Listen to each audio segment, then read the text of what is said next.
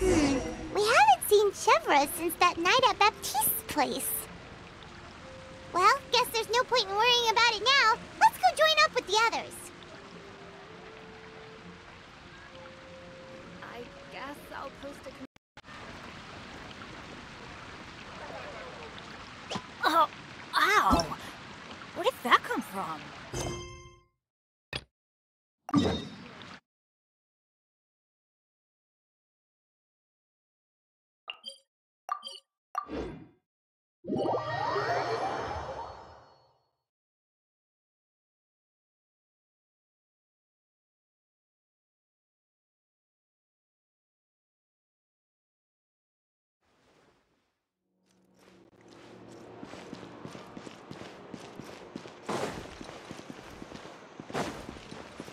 Adventure time! Off we go!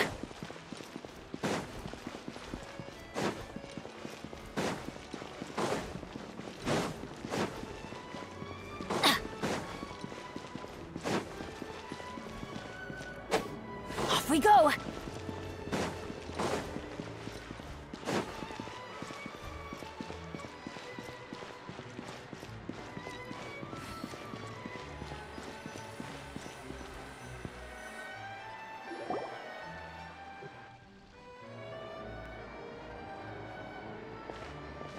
Good morning! Hayaka and I were just talking about you. Is Chevra still not joining us today? Probably not. We haven't seen her either. Huh? That's such a pity. Director Farina said that we've only got a few small scenes left before wrapping up the entire thing. She even said that she'll get me into a couple scenes, so everyone will have a chance to shine in front of the camera. We were also planning on having a victory feast once we're all finished filming. You can join us, right? If only Chevros was here. I still haven't taken a photo with her. I'm afraid that can't be helped. Those special patrol folks are like phantoms when they've got a case on their hands. But to be honest, I'm even more concerned by what I read in the Steambird earlier this morning. It said that the killer in the murder case was none other than the author of the 2 Musketeers. Oh yeah, I heard about that too. He came forward and confessed his crimes, but gave no explanation as to why he pulled the trigger. We didn't know about this case at all when we joined the film. Is it going to affect the reception of our work? From a pure publicity standpoint, this will draw a lot more attention to our film. I have to say, though, that no director can be perfectly comfortable with garnering attention through means other than artistic skill. To be fair, I feel like that ship sailed the moment you allowed yourself to be named as the director on our posters. It's not my fault that I'm super popular. What was that saying again? My popularity has, Sunk to an all-time low? spread to the 4 corners of Teyvat.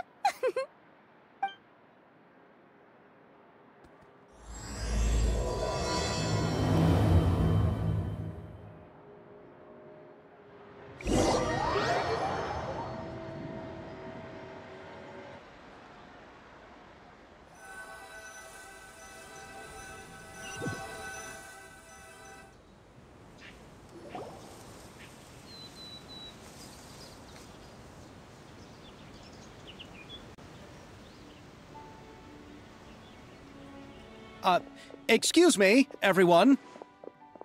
Xavier! Feels like it's been ages since we last saw you.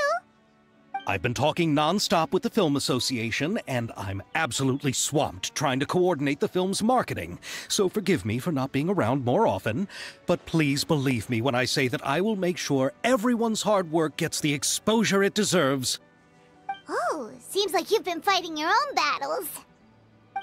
Yes, that's one way to put it. Oh, and before we begin the final round of filming, please allow me to finally introduce you to the original investor of our film, Mr. Morris.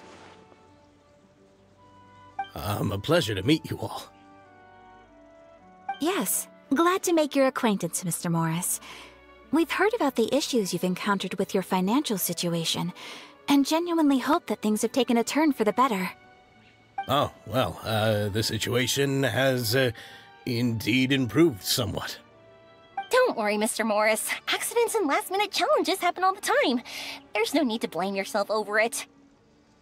The good news is that we're almost done filming now, and I would even say that this is the best story I've ever seen. Is that so? I say that's great news. All right, now that we've gotten all the pleasantries out of the way, let's get this show on the road. We'll mostly be filming typical people and scenery from the streets today to improve the sense of environmental ambiance in some parts of the film. Oh, and there'll be a cameo for Mr. Kamisato and Miss Yoimiya as well. They'll be used to show outsider perspectives on the fates of the two musketeers. That's right. Ayato should be here any minute. Excellent! Then let's start with the scenery shots. Camera and clapper loader, you're up. Yep, we'll be ready. Remember, all we need are some wide zoom shots of the streets. If you happen to find some particularly lovely patches of flowers and grass, feel free to grab some close-ups of those as well. Ready? Lights! Camera! Action! Okay, now move the camera slowly. Try to focus on that flower. What's wrong? Just adjust the focal length a bit. Something the matter? Huh? But wasn't it working fine for all the days before? Veronique, can we try a different camera? No problem. How about this one? All right, let's give it another try. Lights! Camera! Action!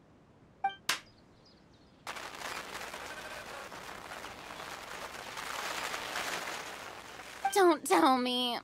This one is broken too? Veronique, do we have any other spare ones we can use? I'm afraid we only brought these two today. What? Then go find a workshop to get them repaired right away. Oh, and you too, Bono. Go find our spare camera in the warehouse and bring it back to the set. On it. Greetings, everyone. My apologies for the delay. Is something the matter, Ayaka? It seems like there are some issues with the filming equipment today. We're stuck for the moment. I see. Well, let's not just stand here twiddling our thumbs. Actors, to the makeup booth. We'll start on the next scene as soon as we get a working camera.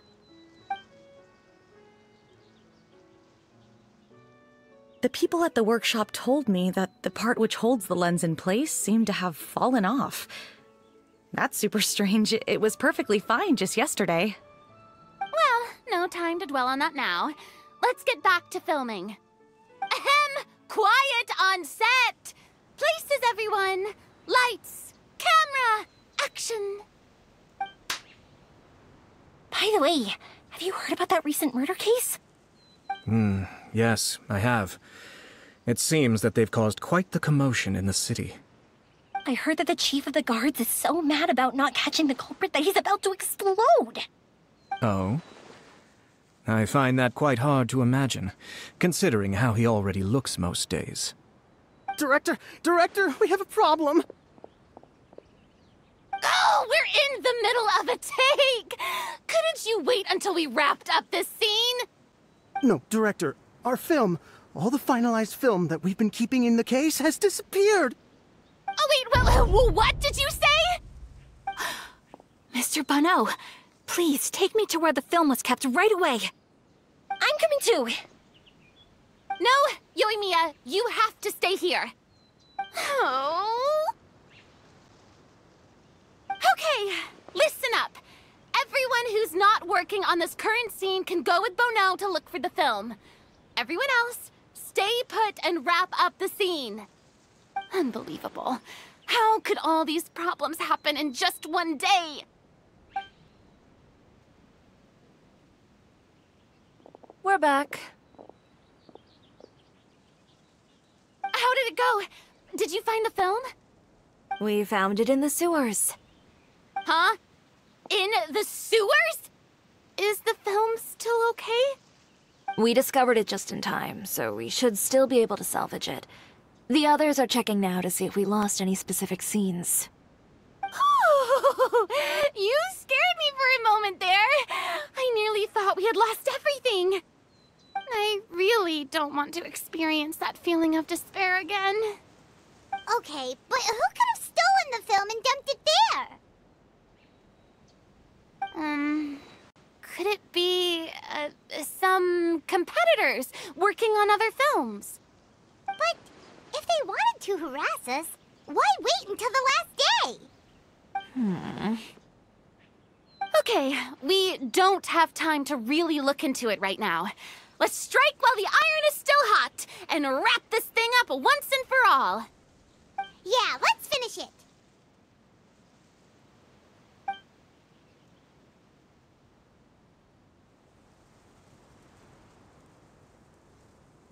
I would like to officially announce that our entry to the festival, The Two Musketeers, has now concluded filming! Paimon is spent. It's so late already.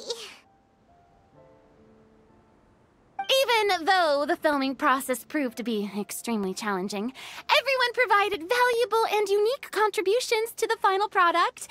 Thank you all for your dedication and support. And just like Director Farina, I would also like to extend my most heartfelt thanks to all of you. Really, you've all helped me so much. All right, let's save the awards speech for later, and hopefully also get some rehearsals in before the real thing. Anyway, now it's time to party! Let's all make our way to the beach and have a celebration feast so loud and fun that even the blubber beast will want in. Party! Paimon wants to party!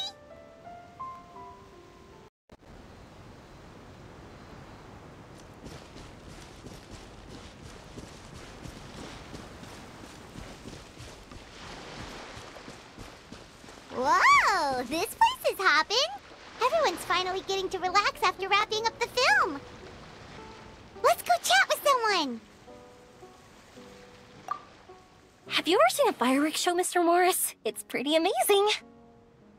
I'm afraid I haven't, but I'll take your word for it.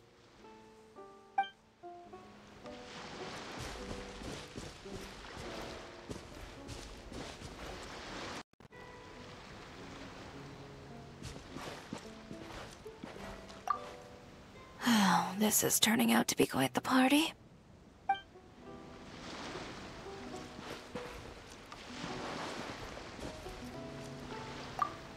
I was thinking, if this film turns out to be a success, could I ask the two of you to stay and be a part of my crew? Of course, I'll definitely increase the pay for next time. I'd be more than happy to, Mr. Xavier. Thank you for the offer, Mr. Xavier. But I've made some plans to go on a journey to the other nations once the festival is over. Is that so? Well, then in that case, bon voyage, Miss Veronique. Please feel free to get in touch once you've returned to Fontaine.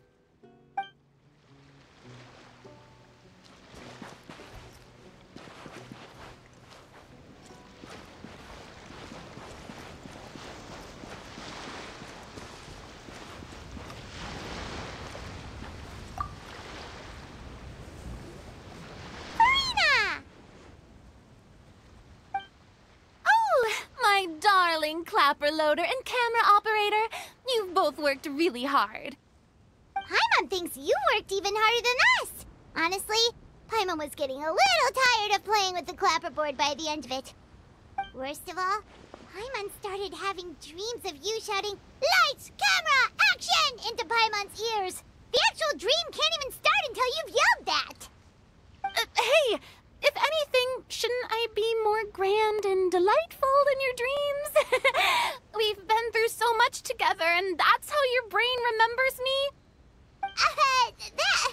That's not Paimon's fault. We've just used the clapperboard too much lately. Anyway, what's most important is that we wrapped the film. I'm pretty confident that we'll take first prize. Hey, no need to mention the official name. Wait, now that you mention it, if we did win the prize, would Farina just get a statue of herself? Come on, I don't need that kind of attention. Xavier can accept the reward on our behalf. But just imagine! Farina accepting the Farina Award and holding a Farina statue. I'm going back to my dessert now. You all can keep discussing that on your own.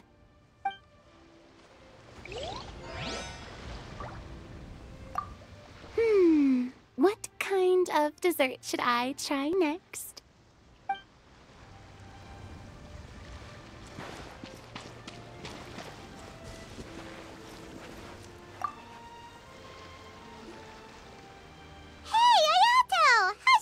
Going? Everything went rather smoothly. Thank you for your concern. Ayato told me that we've already confirmed the dates for some Inazuma Fontaine cultural exchange events. So the next time we visit, we'll be doing so in our capacities as the representatives of the Yashiro Commission. Oh, that's great! Then maybe Paimon will be able to find Fontaine detective novels in Inazuma from now on! Oh, wait. Wouldn't Yae Miko get upset if that happens? That would be stealing some of her business.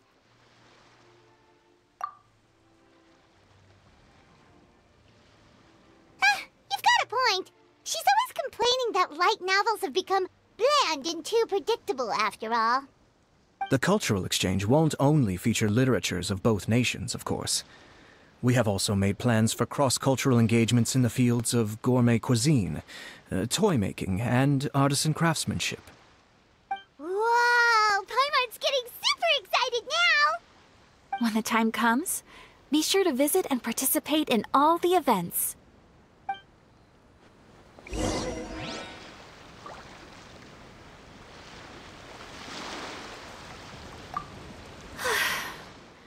I wish we could have spent some more time here. Don't worry. It won't be long before we're back again.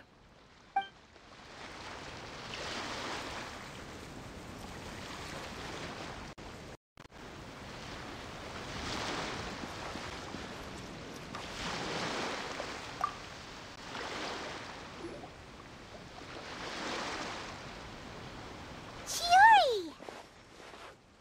Hey, you two. Are you not really into these kinds of big social occasions? Not particularly. But this is still better than Fontaine Fashion Week. But if this film becomes a big hit, people will definitely come flocking to your shop. Yes, that's highly likely. As long as the film can premiere as planned. Are you still worried about the case? That and all the obstacles we had to face today. You're right. It's as if all our bad luck just manifested at once. But why today of all days? No, it's nothing. We've already delivered the film to the editors, so there should be nothing more to worry about. How are you doing, Mr. Morris? You having a good time? Well, you could say that. Do you happen to know when the party is scheduled to end? Judging by how much fun everyone's having, I'd say probably not until well after midnight. Is there something that you still have to take care of at home, Mr. Morris? Oh, well, I'm just not a late night person, so I might take off shortly. Oh no! Silly me. I almost forgot something super important. Oh, what is it? I prepared a whole batch of fireworks for the party, but I forgot to bring them over from the warehouse. Fireworks, you say? Well, that's, truly a pity. Sorry things didn't go as planned. Could you help me carry them over, Mr. Morris? I won't be able to fetch all of them by myself. Me? Are you sure that you can't find anyone else? I just wanted to make this a surprise for everyone. The warehouse isn't far from here. We'll be there in no time. Pretty please, Mr. Morris. These are some of the best fireworks I've ever made. So I also want you to see them before you leave. They're stunning. I promise that they'll be a once-in-a-lifetime experience that you'll never forget. But... It's okay. Just come with me. If we're sneaky enough, nobody else will see us leaving. All right.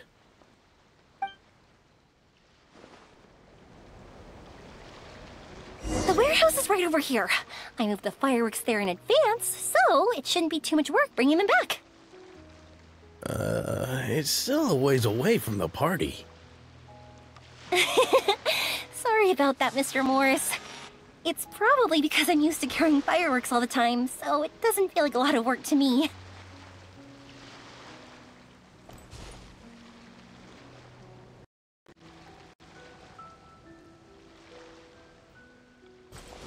Shh!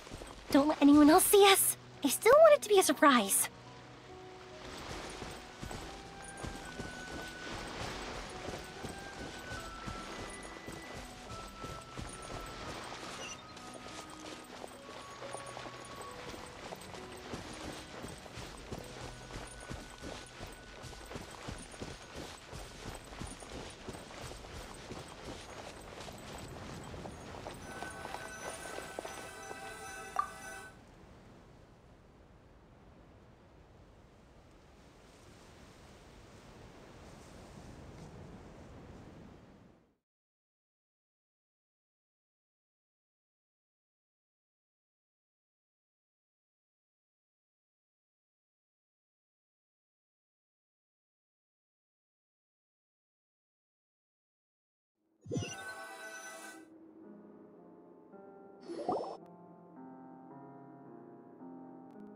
It's dark in here. Wait here, Mr. Morris. I think the light switch should be somewhere over here. Why did I have to get roped into this? What was that?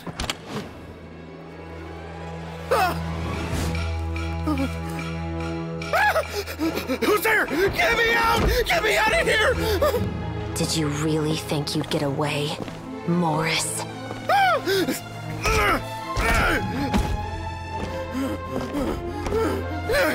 You've got the wrong guy! It wasn't me! I'm not the killer! You know, Eliza died a far more heroic death than this. She fought your assassin to the end, to save the children she had hidden beneath the floorboards.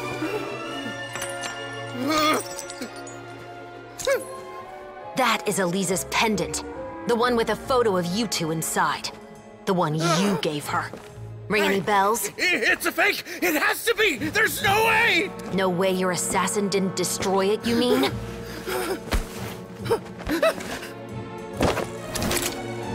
Did you ever love her, Morris? Or was killing her always the plan? No, please. Listen to me. I told Eliza to keep us a secret. I paid her plenty for her silence. I never thought she'd keep the child. Everything was gonna come out, and I had no choice. She'd force my hand. No! I'm begging you. I have money. Just name your price, please. You can keep your Mora, and you can go to hell.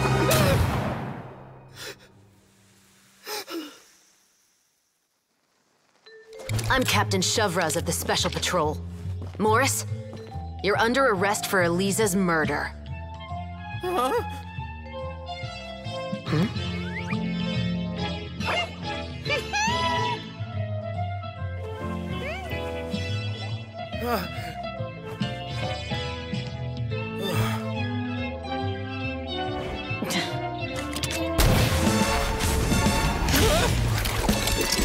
You're under arrest too, prop manager Veronique. Or perhaps I should call you the Second Musketeer.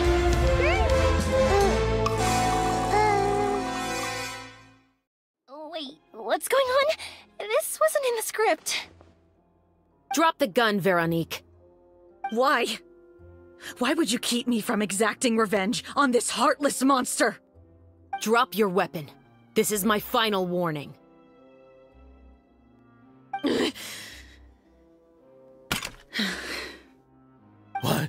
What is going on? Do I have to spell it out for you, Morris? Everything that took place just now was staged to get you to confess the truth. But this last part is all improv, of course.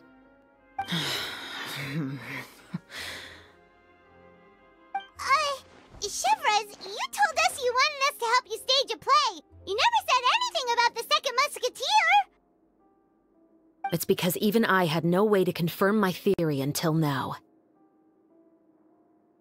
Thank you for your performance, Yoimiya. Could I trouble you to go and bring in the other Special Patrol members? They should be on standby just outside. Oh, and please tell the other cast members not to worry about us. We'll be rejoining them shortly. On it!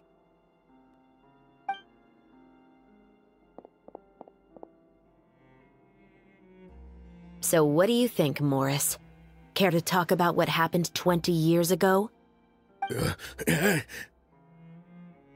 My patience is limited, you know. Don't force me to take you back to the interrogation room. I'd wager that you wouldn't last for more than a minute in there. With the recording we made, you have no chance of winning in court. Cooperating with us now is the most practical move. All right. I'll talk. I hired an assassin to murder Elisa. She once worked as a maid on my family's estate. She was very beautiful, and after some time I fell for her. We kept our relationship a secret and carried out an affair for some time, but it wasn't long before she became pregnant. And if my parents ever found out, they would have stripped me of my inheritance and status, driven me out of my home. I also didn't expect Elisa to insist on bringing the pregnancy to term. She even asked me to leave my family and travel far, far away with her. She believed that you were truly in love with her. I didn't have a choice. I gave her a large sum of mora, told her to leave the family and to get rid of the baby. But then years later, she sent me a letter that there were photos of 2 children, and she even asked if I could find some time to visit them. Huh? 2 children? Paimon thought Baptiste was the only... you mean... Even if she had the children against your will, you could have just ignored the letter entirely. Why kill her?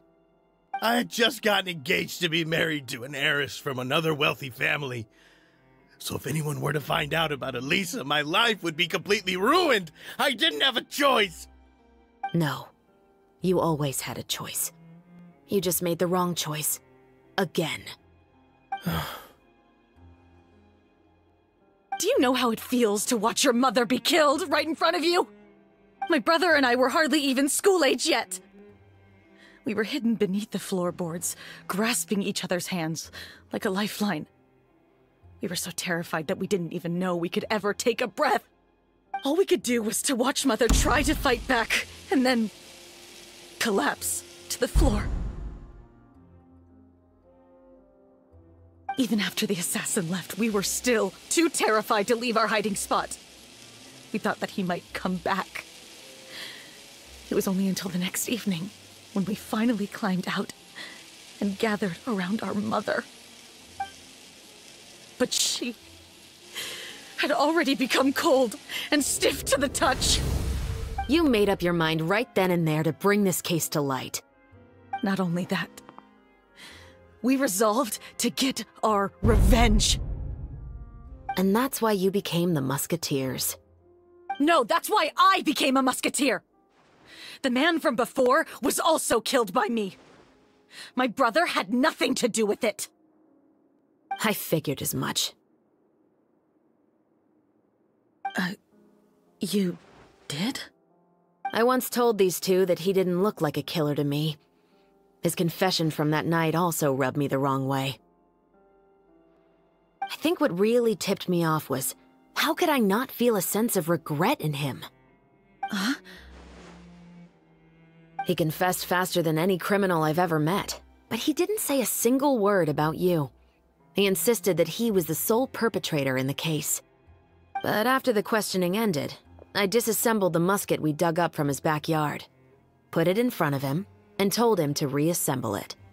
Want to guess how far he got?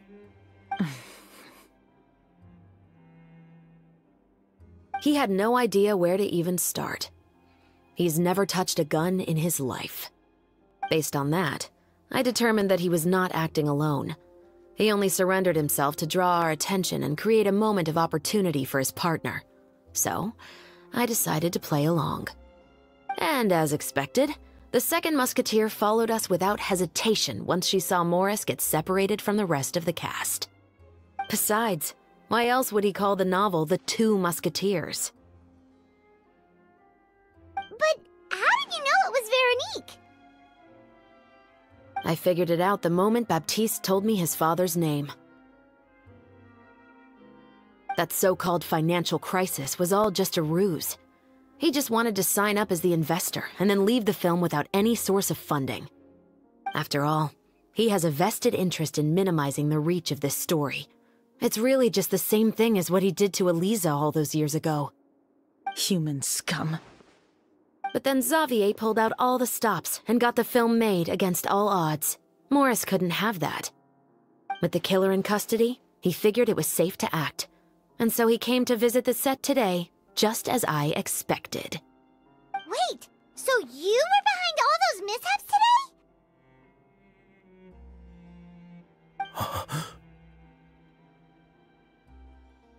As for the identity of the second musketeer, I assumed they'd probably stay close to Morris and look for an opening. And if they already knew that Morris was the film's investor, then that narrowed the list of potential suspects as well. Furthermore, being the props manager would allow the culprit to avoid scrutiny by purchasing mechanical parts in the name of the crew. With that hypothesis in mind, I went back to check Baptiste's orphanage adoption records. Guess whose name I saw on the same page, just a few lines from his. My brother. He trusted you. As in, he trusted me to perform the deed on his behalf? He trusted you to stand on the side of justice. I am. I thought you could do it as well. Oh, the look on your face when you told him to go to hell. I really thought you'd put a bullet in his brain. You know what he has done. Are you telling me that you'd rather see him spend the rest of his life living like a king in the fortress of Meripede? I will never be able to forget the feeling of my mother's cold, lifeless hands. And you would call this ending fair? Is this what you call justice? I won't lie, Veronique. I did hesitate when your brother first told me about the truth. I wondered. I agonized over whether I should really put a bullet in his head. So why don't you? Because that should never be how justice is carried out in this world. Perhaps, to you, justice is simply reciprocated. An eye for an eye, and a life for a life. But everyone has their own understanding of justice. If everyone were to pursue their own definition of it, there would be no more order in this world. Today, you'll kill Morris, and tomorrow, his children may come for you. The world cannot render judgments based on a desire for revenge. That will only lead to a cycle of revenge, as well as the destruction of order and civilized society. Fontaine is founded on a set of laws and a standardized code of justice. That is why we are the nation of justice.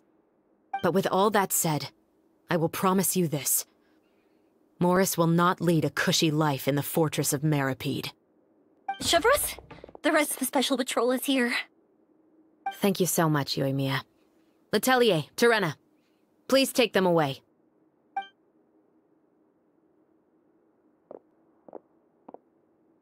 I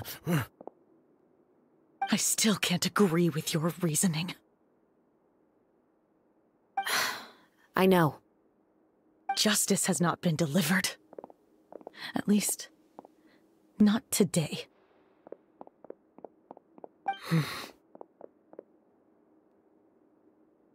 Chevres. Let's go. We should give an explanation to the crew.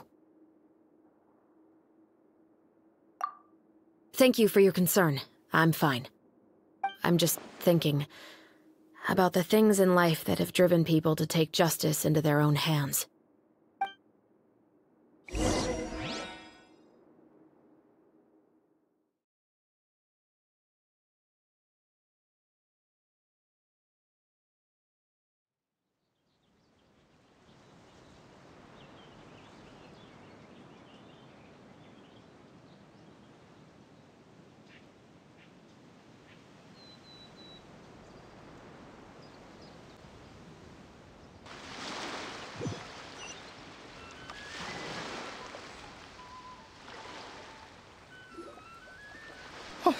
Who would have thought Morris would turn out to be...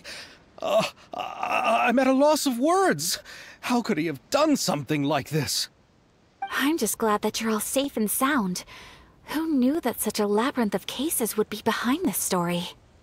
Well, what should we do now? We have a finished film, of course, but should we still go ahead with the premiere? What do you mean? Shouldn't you be even more motivated to spread the word now that you've learned the truth? Chiori is right. I'd also like more people to see this story for themselves. But the real ending of the story seems to have deviated somewhat from the one in the script. Is that still acceptable to you, Miss Chevres? The call is yours. We still have time to reshoot an ending if that's what you'd like. No, it's fine as is. I like what we have for the catharsis. Romanticism is what gives works of art their appeal. Fiction is able to explore means of restitution that could never work in real life.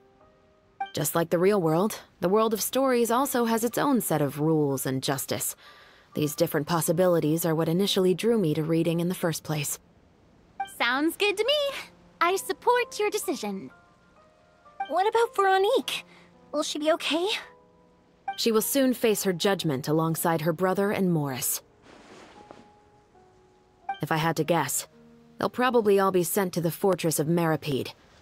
I'll make sure to give Risley a heads up about it. Oh, you mean that kind of heads up? Exactly. Ahem. All right, then the matter's settled. Now that everything's been taken care of, there's no reason for us to keep looking all gloomy and grumpy. Let's get back to the feast and enjoy each other's company. We'll be starting the post-production process tomorrow. You should join us, Chevres. You missed the first few hours of the party, didn't you? All right. Count me in. Then I'll wait for you over there.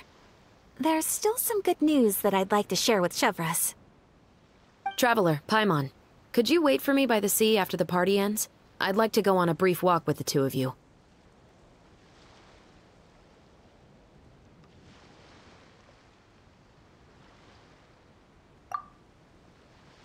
Thank you very much.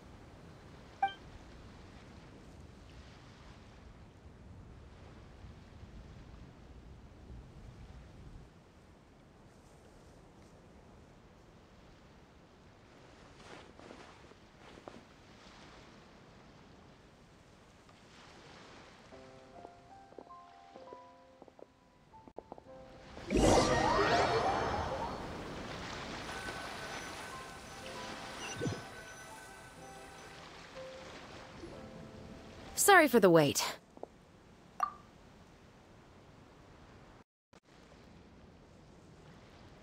Oh, we weren't waiting long at all. Is there something else you wanted to tell us? No, I don't have anything new to share. I just felt that since you were my investigation partners, I should have another conversation with the two of you.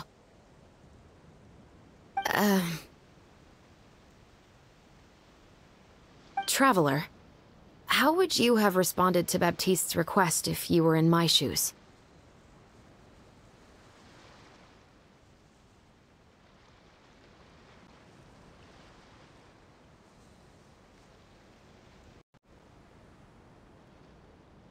When I was young, my father often took me here to swim.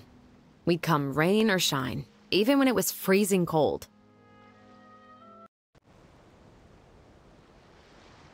Is that so? Well, thanks for sharing.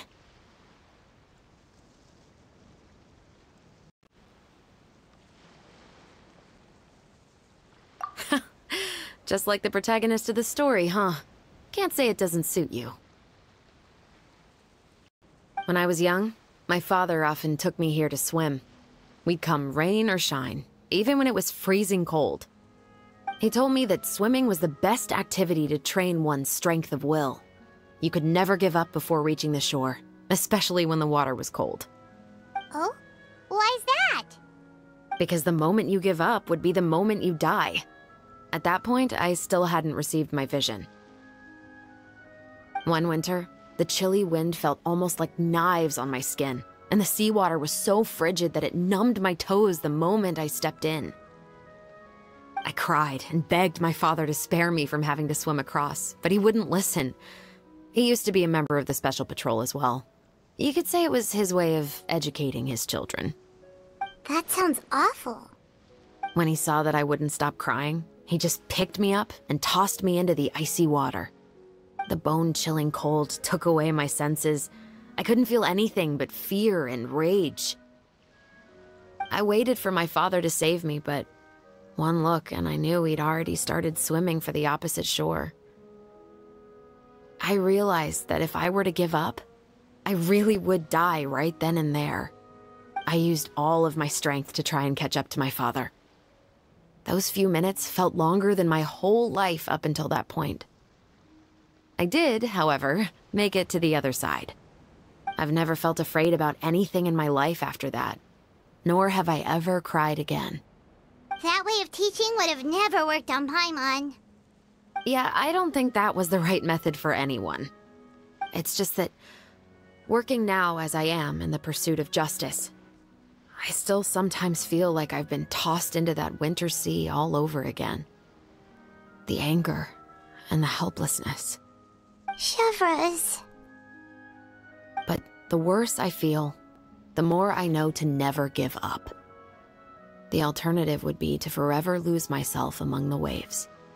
Anyway, how about a race? Neither of us will drown, but we can still see who swims faster.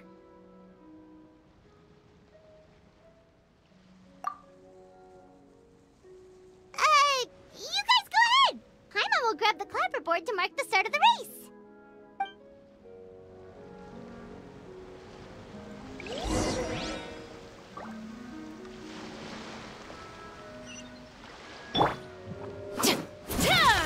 Stop right there!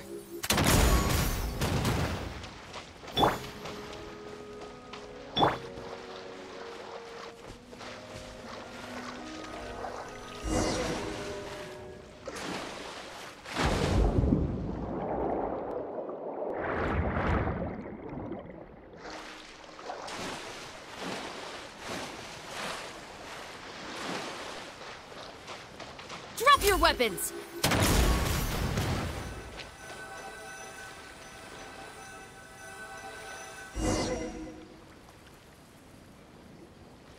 Oh, that felt good. You were so fast in the water, Chevreuse. You were swimming even faster than Paimon can fly. So, about the Special Patrol, did you join because of your dad? Partly, but I'd say I was more inspired by the heroes I read about in stories growing up. Oh, so it's due to your love of stories. Of course, it was only after I joined the Special Patrol that I learned that truth is often stranger than fiction. Come on, let's walk a bit more.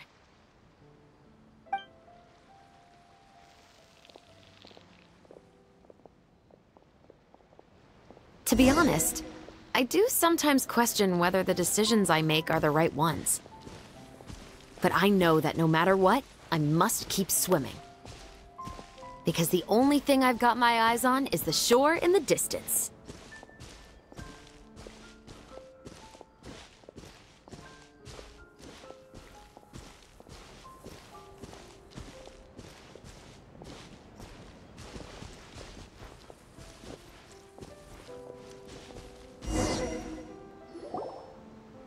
Thank you for coming on this walk with me. I feel a lot better after getting all that off my chest.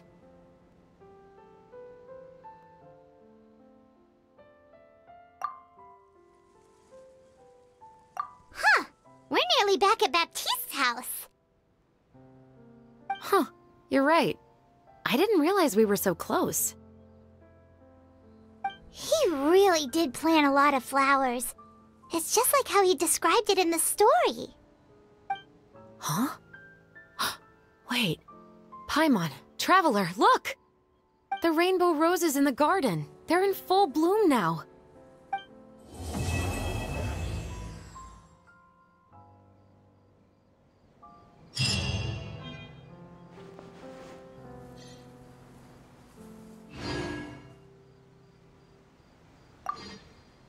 Even though it's a bit late, I must thank you for investigating this case with me. Not on behalf of the Special Patrol this time. It's a personal expression of gratitude from yours truly.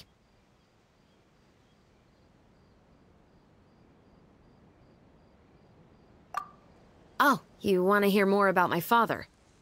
To be honest, I didn't spend that much time with him. He was always busy with the Special Patrol, so he would often return home really late at night. Some nights, he didn't come home at all. Once, he didn't come home for a long time, maybe a whole week or so.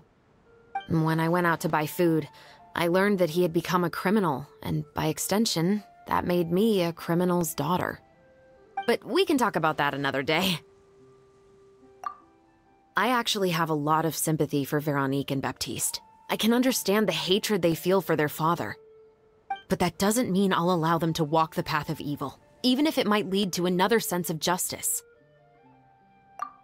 Films are different from the real world. They're a form of art and represent the wishes in people's hearts.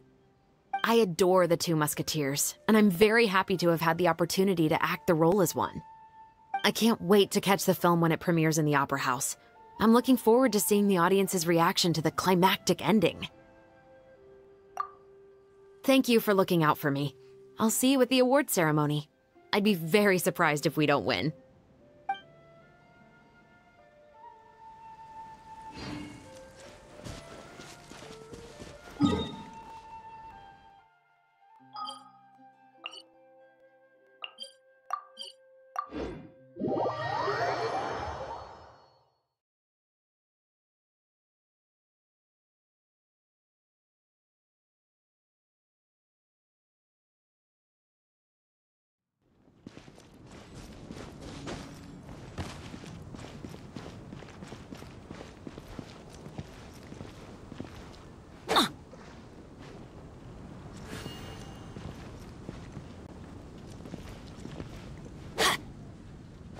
Today's recommendation is I will make you better. Welcome.